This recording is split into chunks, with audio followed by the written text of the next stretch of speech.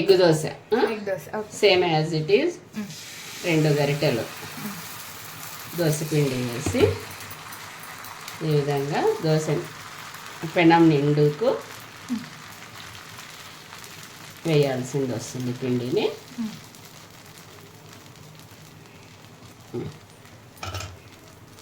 So చిన్నప్పుడు ఎప్పుడు చేసేదా అంటే ఇది? అవునా అంకుల్?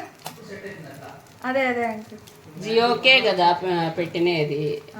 ఒక ఎగ్గు తీసుకొనేసేసి ఈ విధంగా కొట్టేసి దోశ నిండుకు మొత్తం నీట్గా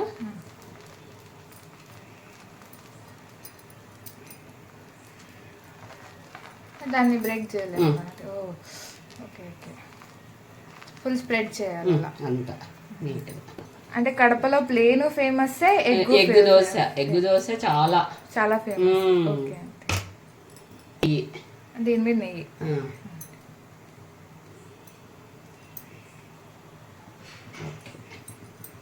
చేస్తారు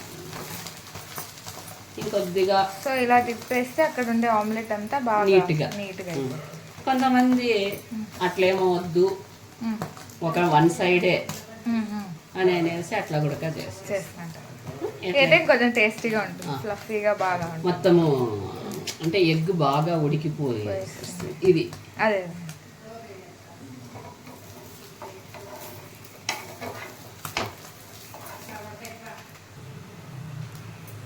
బయటిది వాడను మేఘ, బయటిది వాడను.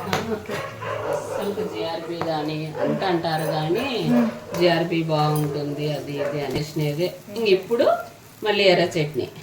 ఓకే దీని మీద ఎర్ర చట్నీ పప్పుల పొడి వేసినారంటే వాటికి దోశ రెడీ, కంప్లీటెడ్. సూపర్. దీని మీద మరి పొడి అవసరం లేదేమో?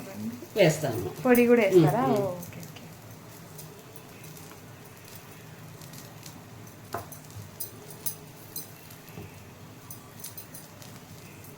ఓకే పొడి పప్పుల పొడి